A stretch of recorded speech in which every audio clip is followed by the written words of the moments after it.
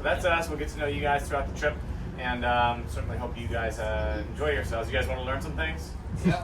All right, cool. And you want to have fun too? Yeah. All right, we got to start off with my favorite joke then. It's a knock-knock joke. Stick your finger in the air, spin it around, keep it spinning. Knock, knock. Who's there? Yeah. Yahoo! Yahoo! So you're having fun already. All right. 2 hours with this guy. Poor Aiden's got a whole summer. Anyway, so hopefully you guys have some fun and learn some things too, but safety is our highest priority.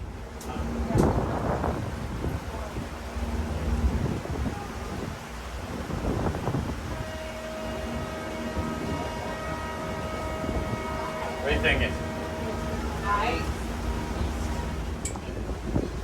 Cape May is second largest commercial fishing fleet on the east coast of the United States, next to New Bedford, Massachusetts.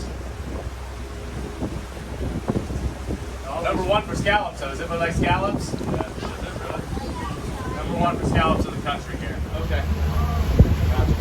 Or here's the Okay. Yep. Yeah, perfect. I can picture it on the map. But... That word, weird word, right? Like Schenectady.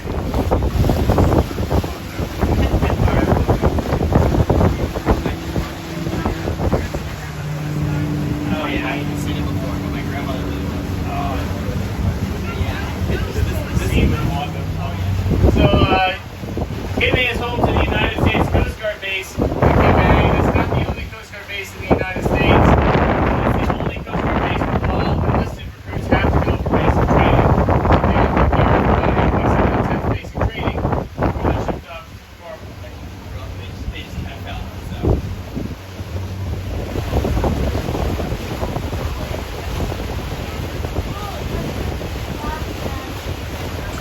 They're probably changing out their zincs, which are these little metal things you attach to any metal parts of your boat. So you look at this osprey nest here, folks. Yeah, so we have the young one is in the nest right now, which is that big mass of sticks on the right side. And then we have the two adults, one to the left of it, and then one up on the top of the light on the tower there. So osprey are really cool, and they come back to these nests year after year. They come back to the same nest. And the male will show up usually early to mid-March, and then the female will show up a couple weeks later, and he'll kind of reestablish the territory and find the nest and defend it. And he'll, if it needs repairs, they'll start doing repairs on it, right, and building up the material in the nest. And if it's been knocked down, they actually might rebuild the entire thing right on the same platform. And the male usually goes to the hunting here and so they'll grab fish and they'll build like the head and some of the front of the fish usually get enough food for him, and then he'll bring the rest of it back to the nest once it's dead. And the female Spawn is one. The females might be releasing their eggs into the water. Yep. So they really, their eyeballs are not like this crab eyeball on the but here they'll they go here, and then when they get there, they don't have any sound like the bottom, so they need to kind of take up on high fat content, so they can make it out to the market or it's just this incredible floating bird that dives under the water fish. guys, we have dolphins.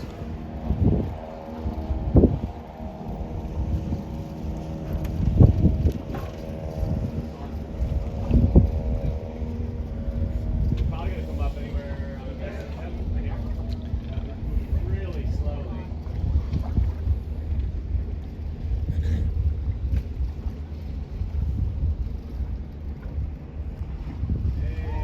Oh, wow. This might be the same. We saw these guys a couple days ago. Might be the same group. Normally you'll see larger groups of this, but this might be just two males that chilling together. What happens is when the babies are born, and they're born here, you can see 1 year before. Male and female come up here to breed, and female gets pregnant. Those are the same two we saw a couple days ago. Same two, and you can identify them by their fin. Wow, this is special, guys. Yeah, they're close. Now down south, Dolphins that are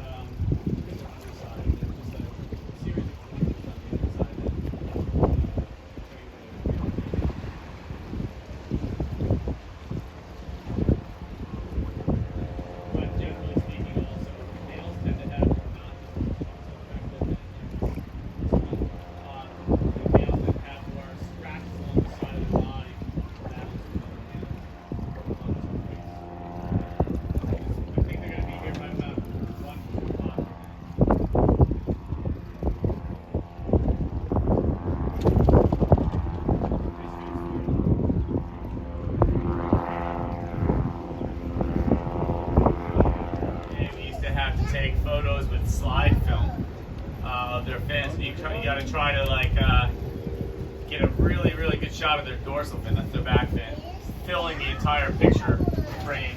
And then you take the slides and put them on a lighted background with like a little magnifying loop and do it all by eye, try to figure out which one's which. Now there's computer programs that make it a little bit easier.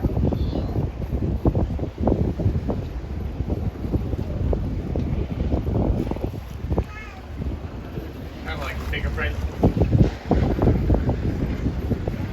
Dolphins do have their own unique whistle. I did my college internship doing dolphin research, and I worked with a woman who was studying how they acquire their signature whistles. Each dolphin has its own unique. Like crabs at the dock, and we sink under the water that let water in. Whoa! And we feed them a couple times. What do they eat? They eat all sorts of stuff. They eat mostly like dead and dying things, but anything kind of soft. They're kind of like the Rubas of the sea. They're like, you know, they just kind of vacuum up all sorts of little or water to be able to breathe. So if you see one that's way up on the beach struggling, you can flip it over and either put it back in the water if it's really high up on the beach, or just near the water line and flip up with the break. And put it right back in your eye, and then they'll hold on to the shell, and she'll kind of drag the male up onto the beach, and then she'll burrow herself in and leave the sand and dig a little 6-inch deep hole with a stinger. But it's not. It's only used for what I was talking about earlier. It's only really used for mobility. So it's not really a defense strategy. So they're really not deadly animals at all. And they're actually not related to crabs very closely at all. They're more closely related to spiders and scorpions. So they're closer to arachnids than they are to crabs. But they've been around for a long time. They're in a group of animals called Limulus, and that group of animals has been around for about 400 million years. And this species has been around for about 100 million years. So they were around during the time of the dinosaurs, and they've pretty much remained unchanged since then.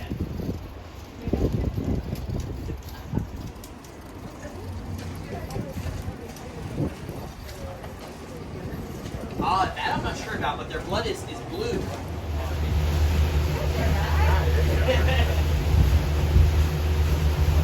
And they're really, really amazing. They're definitely really cool.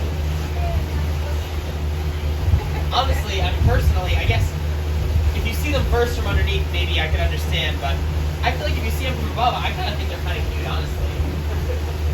But I like them a lot. They're cool. And this is part of the Cape May Coastal Wetlands Wildlife Management Area. Again, it's protected. There are some private sections owned by private individuals, but you still just can't build and do whatever you want with the salt marsh because it's so valuable. We didn't realize how valuable they were up until like the mid-70s. So unfortunately, prior to that, over 2/3 of the salt marshes along the East Coast were already developed and destroyed in the process. I don't think I knew what the word development was when I was a kid. Development is when you build on something, right? You take land and you change it for human purposes. You take a forest and cut down the trees and make an airport or school or housing development. People used to take salt marshes, buy the land cheap, and then fill it in with dirt, build up the elevation so it wasn't wet anymore, and put stuff on it like factories or you can see over there they put docks and factories for fish handling. They turned them into landfills up in northern New Jersey. The meadowlands used to be like a big dump basically on the salt marsh. And most of North Jersey destroyed their salt marsh. They're trying to bring it back. Very, very valuable ecosystems in that there's lots of life out here. Almost on par with rainforests in terms of the total per square acre productivity.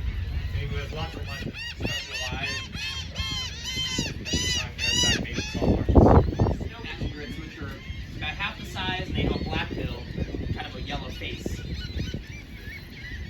And they're herons, so they're related to great blue herons and all the other herons. I was going to say we have some laughing gulls here, and we see a black biology guy. As long as it's over the sea. If it's over the back bay, you have to call it a bagel. You approved. You announced that. Is that a good one? Oh, there's one of the babies is in a tire. Yeah, so that tire right there, I'm pretty sure there was actually a nest, like right in the center of one of the gulls nested in the center of the tire. Now there's a little baby poking its head out of the tire over there. What's this baby bird has something orange in its bill. I don't know what it is. It's a leaf, I think. Yeah, it's a floating leaf. So it'll be in there. All right, we're gonna put our nose up against the bank here, and Aiden's gonna. We got a brand new net. This is the first time.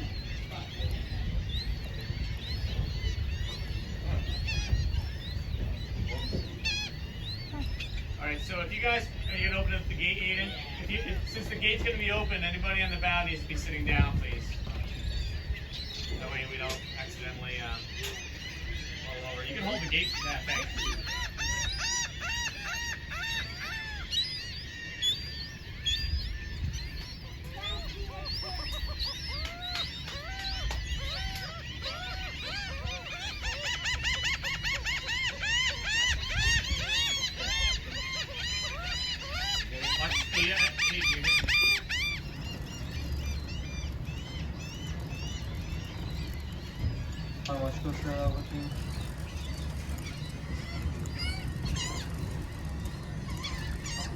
My jacket.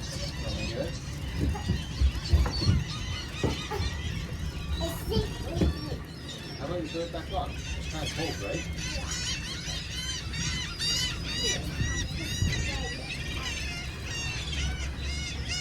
Oh, this is my certificate. Oh, really? I kind of like piece things together. It wasn't an alternate route, but it was like piece me out. Yeah. So we have a few critters here. We have some grass shrimp, which are these little, mostly clear shrimp, these small ones that you see kind of moving around.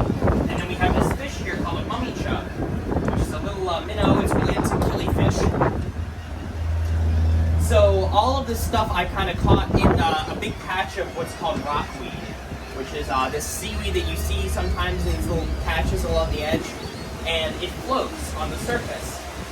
It has these little pockets of air, little bubbles basically, that allow it to float on the surface, but it anchors itself onto either shells or rocks, but in this area there are no rocks, so it all anchors itself onto ribbed mussel shells. So, but a lot of animals like to hang out in the rockweed because it's kind of like this floating little sanctuary for them. They can kind of hide from predators in there and stay close to the edge of the marsh where it's a little bit safer. So a lot of these shrimp and fish, small fish, hang out here. But there's also a lot of other sea life that hangs out here for part of its life. All sorts of different deep water fish, like any kind of like big fish you can think of that you around here. Most of them will at least spend part of their young life in the salt marsh. But also maybe crabs hang out in the marsh often. We caught them before. But these mummy chubs, they stay here their whole lives because they don't get very big. They only get to be about 2 or 3 inches max size. So they hang out in the marsh all the time. And the grass shrimp don't get very big either. They don't grow into like a big prawn or something you would see. They're full-time marsh and shallow water animals. And they only grow.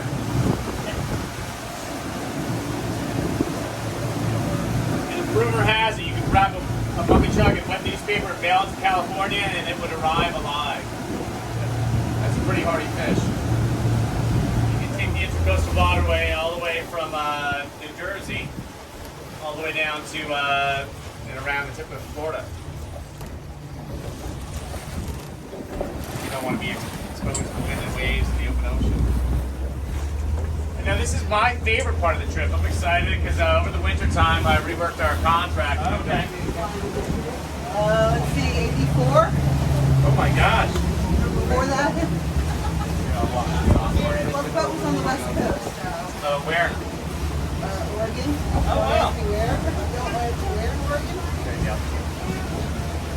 We're right up into this creek right here. Deep creek.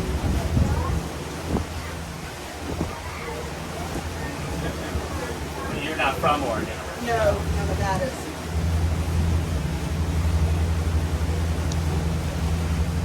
This is the last moments. Do I have to call you Captain Lynn for the rest of the day? Captain Lynn. Not a chance. Just remember there's life jackets underneath all the side benches.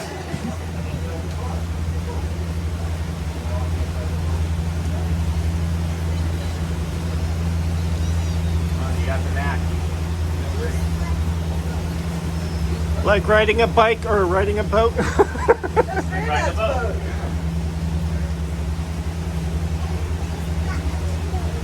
I didn't meet Granddad. He passed away before I... I know.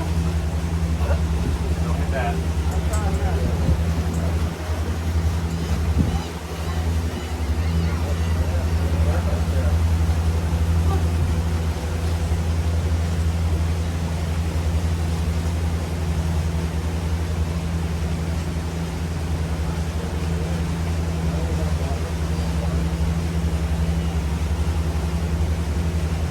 It's real shallow right here, so just stay in the middle. Don't go to the right.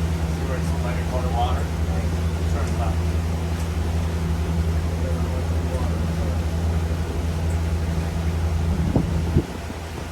Anybody else want to go? Go? Alright. Yeah, fine.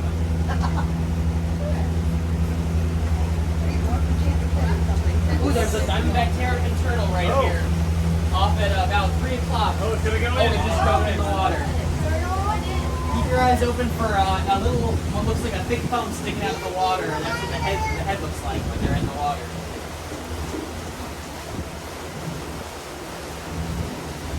Way, way up ahead here, you see this big ship?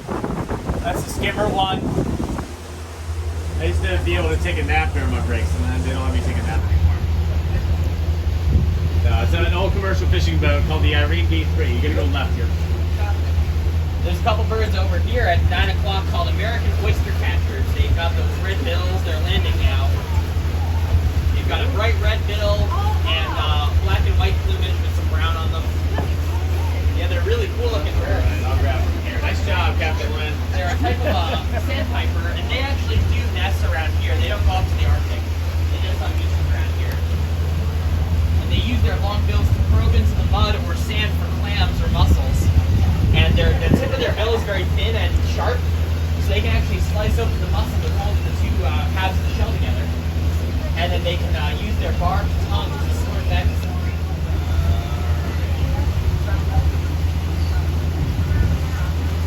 Cool bird over here. Right over here at about 3 o'clock, that big kind of white round bird there, and there's there's 2 more of them actually just past the wreck of the boat. Those are Caspian terns. Ooh, this is the first of the year. So they're big and white with a little bit of gray on them, and they have a big. If you get them in binoculars, they'll have a big, thick kind of orange or red bill, a little bit of black on the side of their head. Those are a cool bird. They're kind of like those. Kind of like the Forster's tern we saw when we were first leaving and some of the common terns around the island, but they're much bigger. They're actually the largest tern in the world. And they're really neat. We don't see them very often at all. Usually they're more of a fall bird, so this is kind of the first ones we've seen this season. But they're Back it up. Hold on, guys. We're gonna bump.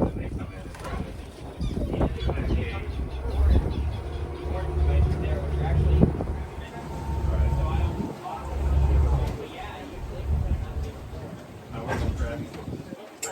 People go grabbing or.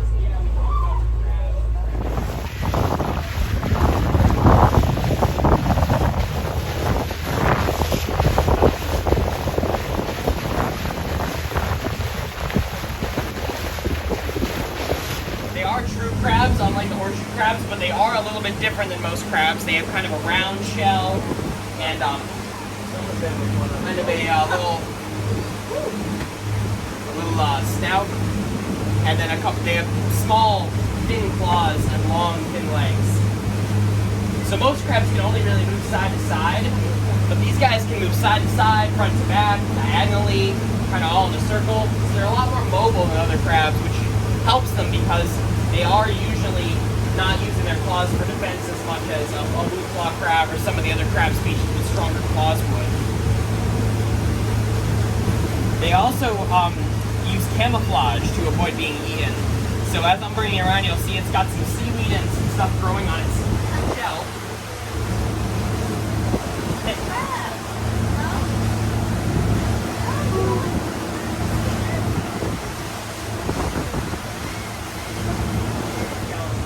So when he molts again, when he gets a new exoskeleton, he'll regrow his legs in the new mold.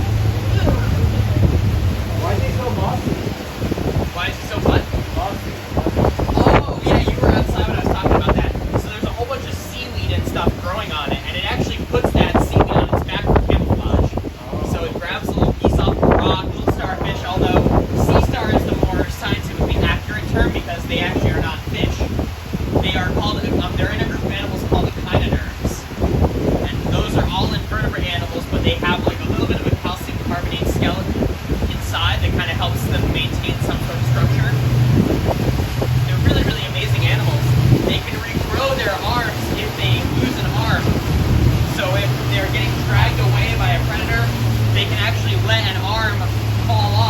gecko can with its tail, and then they'll regrow it over time. They can also, and they also stick onto things. They have these little feet underneath. They have these little tube feet.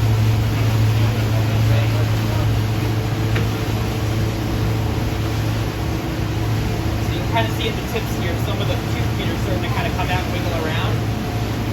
That's how they move around and how they stick onto things. What was that? Oh, yeah. So those tube feet, the way that they work is they use water pressure within their body to get water into their body. It's like a little sponge. So they...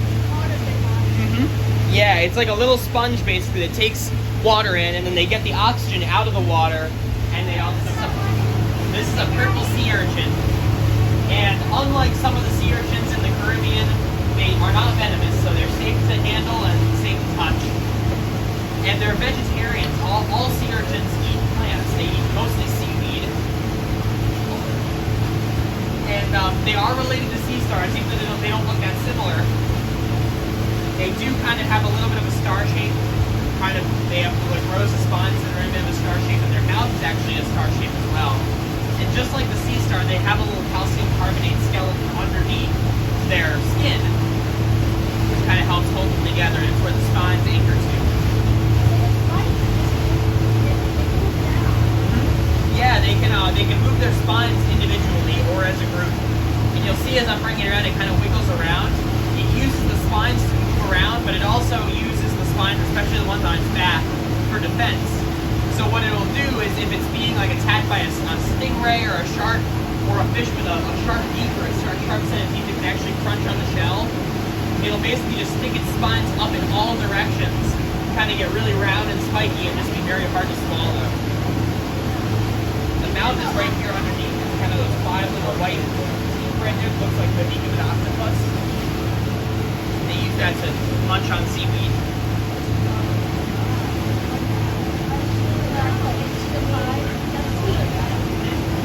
Yeah, it's like almost like a little beak.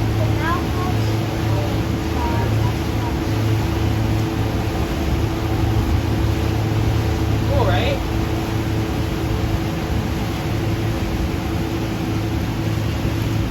The mouth is right there. Oh, yeah.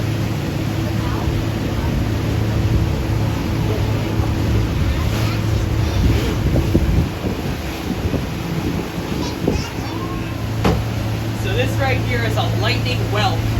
It's a type of mollusk, so it's related to snails and slugs.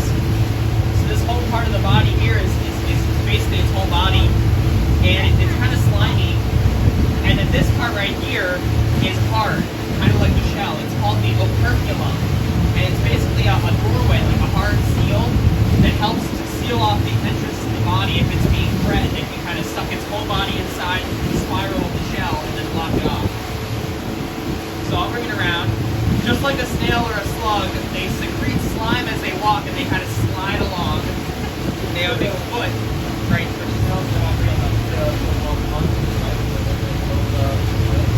Yeah. So they're they're related to yeah. They're very closely related. These ones live around here. This is actually the rarest species of whelk we get here. This is sort of like the northern limit of their range, so it's pretty rare to see one. You want to touch this one? No? Yeah. It's a little slimy. Thank you.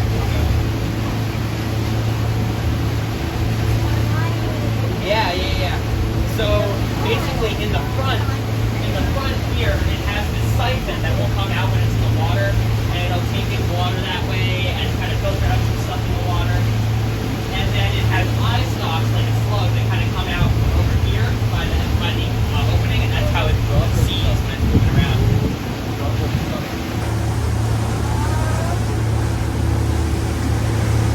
And they actually grow the shells. So the shell, they don't leave the shell and find a new one as they grow like a hermit crab. They actually will stay in the shell, and the shell will grow in areas like farther south in the tropics, but in the tropical areas of the United States and the Caribbean and stuff, there's aren't that many anymore. Yeah. It's a lot more common in this area. It's state shell of New Jersey. And we caught this one on one of our marine life safari trips. And it's basically the same in terms of the shell structure, but it opens on the other side, so it's like a mirror image of the lightning whelk, and that's the only main difference. But this one is a lot more out, so you can see a lot more of its body. You can see the whole foot. So basically, the operculum here, when it's out of the shell, this part of the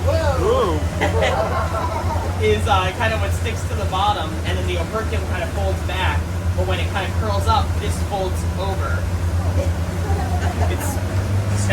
That's just water. Yeah, don't worry. It's not peeing on you or anything. It just gets they get water trapped behind their shells when they are out, and then they spit it out. They spit it out. But this one's very pretty. It's got really pretty shell and very like white coloration. That part right there is kind of like one of its eye stalks, actually. So that's kind of where its eye is. You don't usually get to see that, so I'll point it out. That one's out and about right now. I know, it's amazing.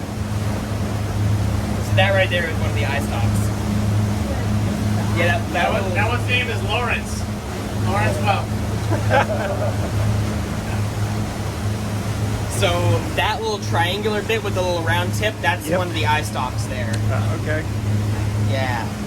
This is really cool. They don't usually hang out of the water Do you like have like this. a big tank that you put them in? Yeah, we have a really exciting because this is the first season in Skimmer history that we've had all three species that occur in New Jersey at the same time. So we have the knob whelk, which is that one, the lightning whelk, and then this one is called the channel whelk. And it has a big spiral that looks like it's almost like carved in, so you can see the spiral on this shell a lot better, and it's smooth all the way around. It doesn't have those little knobs on it. So I'll bring it around. And it opens on the same side as the knob whelk. So the only one that opens on the left is the lightning whelk, and the others open on the right.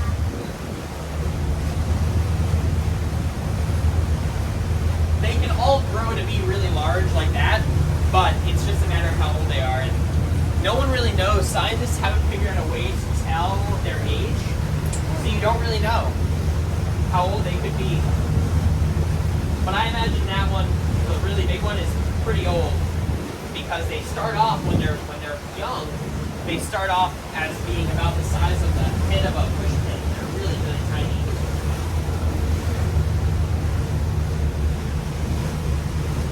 So pretty. Mm-hmm.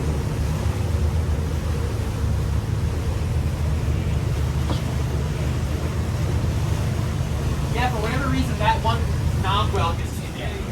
Okay.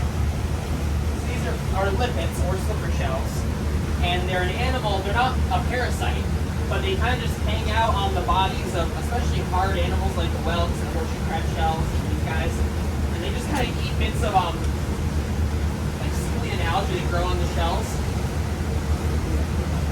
But the clam is in there. I'm pretty sure it's alive. I mean, usually if they're closed, it means they're alive. Usually when they die, they open up. The clam? I think that clam's not alive. Oh, really? Yeah. All right, well, either way, it's pretty cool. We'll talk a little bit about them. Those little slipper limpets are really neat too. Like they're like a snail in many ways. They're gastropod mollusks, but you'll see stacks of them, like a big one on bottom and a medium-sized one, and then one little one on top. What'll happen sometimes is the one on bottom that's a female, and then another little one's on top of it that might be a male.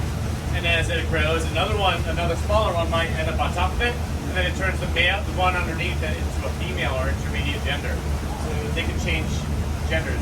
Similar to how the whelks at about 9 years old, the knob whelks at least we know, might change from a female into a male. Definitely not alive. So yeah, actually you can open it up and see what it looks like inside. There's no animal in there. Yeah. But cohod clams are pretty cool. When they're alive, they have this body that has these two little valves, one that takes water in and one that puts water back out into the environment. And they're called bivalves for that reason. And mussels are also bivalves, kind of all clams are bivalves. And what they do is they take in water toadfish. It's kind of a slimy fish. It doesn't have scales like lungfish do. So it's very slimy. And it has a big wide jaw like a toad. But they're called toadfish for another reason too. They actually make a croaking sound under the water. And the males and females have a slightly different pitch in their croak, so they can tell each other apart. We were very, very excited this year. They announced in the newspaper a couple of weeks ago that our Princess Todina won this KBIG 2021. And the female actually leaves, and the male raises the young, protects the eggs, when the eggs hatch. They look just like little tiny versions of the adult. They'll protect them from the eggs for a while before they get big enough, or the babies for a while before they get big enough to move out to the water. But they're really cool. They even have like some little like skin bits that look almost like seaweed or like little stuff that's growing on them, which helps them camouflage even more. And they're also sensory, so they can kind of feel around. They're almost like little antennae. So it helps with camouflage, but it also is a sensory structure as well. Eventually, but we do have the gray ones, and we have the green ones like I'm wearing.